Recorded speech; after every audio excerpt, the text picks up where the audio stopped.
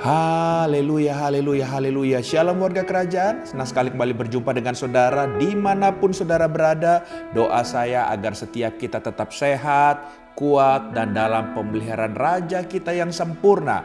Haleluya, haleluya. Saudara, masih dalam serial tentang kemerdekaan. Dan kita baru saja bangsa kita kemarin merayakan ulang tahun kemerdekaan yang ke-77. Haleluya, katakan sama-sama merdeka. Puji Tuhan. Saudara, setiap kali merayakan hari raya kemerdekaan bangsa kita exciting saudara ya.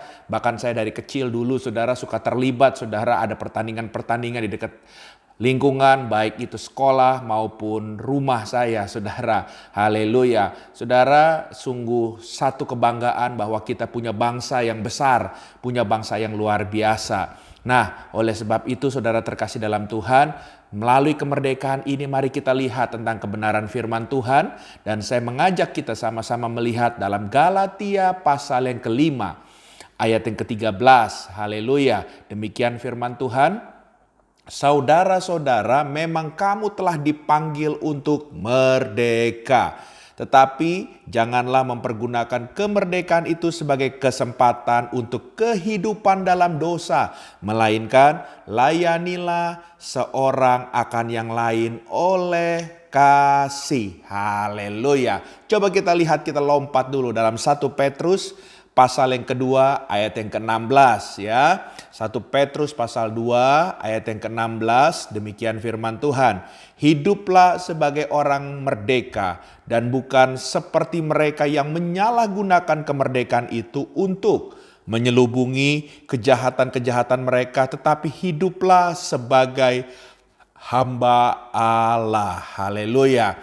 Saudara, seperti yang saya katakan tadi bahwa bangsa kita yang besar ini baru saja memperingati hari raya kemerdekaan yang ke-77 ya. Dan ini adalah sebuah perjalanan yang panjang, 77 tahun itu saudara. Ya, tepatnya ya kita bangsa kita ini diproklamirkan ya pada saat tanggal 17 Agustus 1945 dan kita tahu sejarah mencatat bahwa ya teks proklamasi tersebut ditandatangani oleh Soekarno-Hatta yang adalah presiden dan wakil presiden pada saat itu, dan teks proklamasi itu dibacakan oleh Bapak Presiden Soekarno sendiri, saudara. Haleluya. Nah, saudara terkasih dalam Tuhan, apa sih sebetulnya pentingnya ya buat bangsa kita? Kenapa pada saat itu ya bapak-bapak bangsa kita, founding father bapak kita ini sampai ya memperjuangkan kemerdekaan untuk bangsa kita. Dan saya mau katakan sebetulnya memang betul sangat penting ya dan sangat bermakna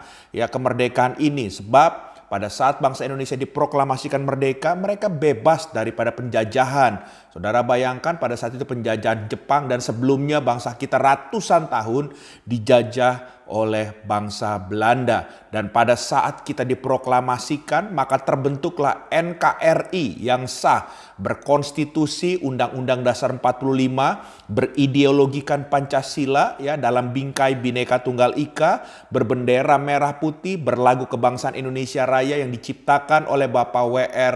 Supratman. Nah, saudara, adapun pada saat itu founding father kita ya mempunyai tujuan ya untuk bangsa kita dan mencantumkan semuanya dalam pembukaan UUD 45. Ya, yang pertama untuk melindungi segenap bangsa Indonesia dan seluruh tumpah darah Indonesia.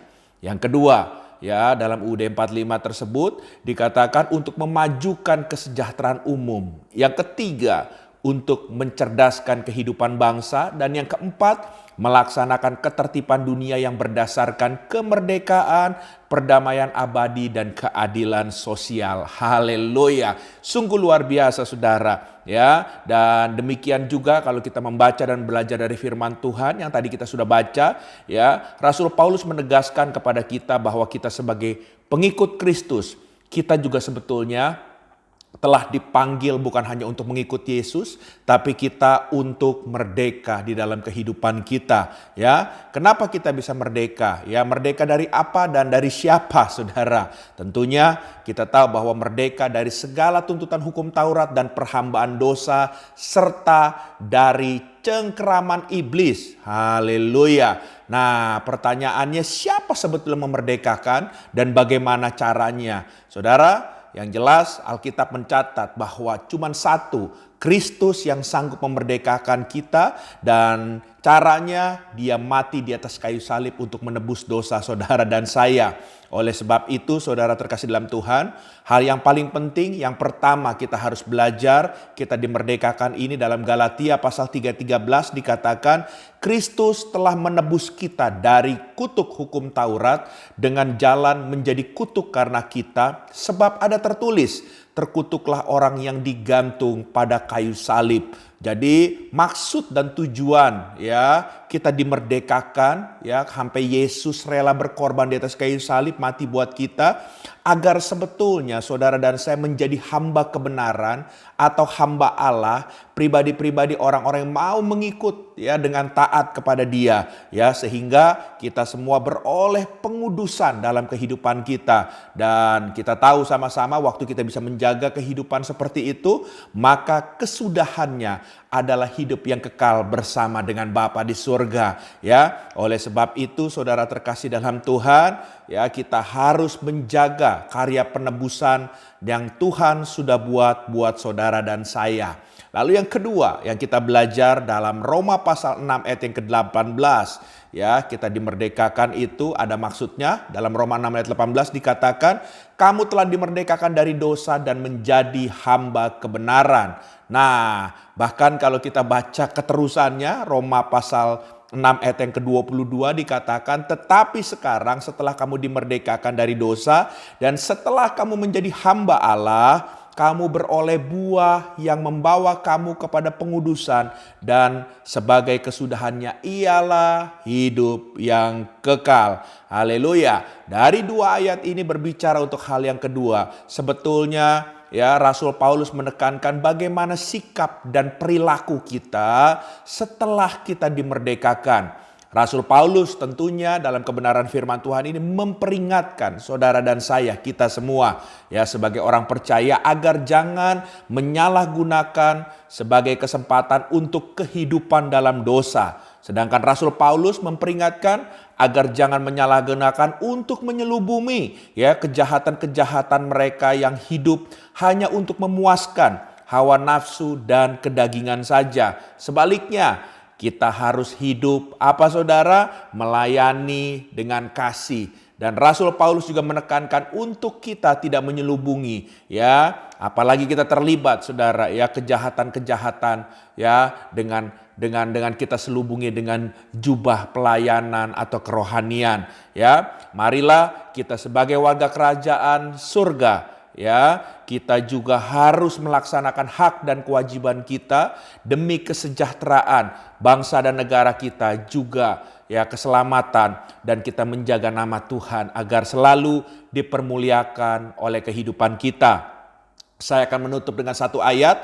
Mari kita lihat sama-sama. 1 Petrus 2 ayat 12 dikatakan, milikilah cara hidup yang baik di tengah-tengah bangsa-bangsa bukan Yahudi, supaya apabila mereka memfitnah kamu sebagai orang durjana, mereka dapat melihatnya dari perbuatan-perbuatanmu yang baik dan memuliakan Allah pada hari Ia melawat mereka. Jadi dari kedua hal ini, saudara terkasih dalam Tuhan, ditutup dalam 1 Petrus 2:12, supaya kita merdeka, hidup kita hanya untuk kemuliaan Tuhan, dan jangan pernah kita menjadi batu sandungan. Haleluya. Tuhan memberkati, sekali lagi merdeka. Puji Tuhan. Izinkan saya berdoa buat saudara. Tuhan, hamba berdoa dalam nama Yesus untuk setiap kami para pendengar. Biarlah kami yang sudah diberkati dengan kebenaran firman Tuhan, Engkau tolong kami, mampukan kami agar kami bisa terus berjalan dalam kemerdekaan yang Engkau telah berikan buat kami. Dan kami menjaga hidup kami sehingga melalui hidup kami nama Tuhan akan dipermuliakan. Jauhkan agar setiap karakter dan sifat yang tidak baik dalam hidup kami sehingga kami tidak menjadi batu sandungan. Terima kasih Engkau membawa kami kemanapun, kami selalu menjadi berkat. Haleluya, Tuhan memberkati. Amin.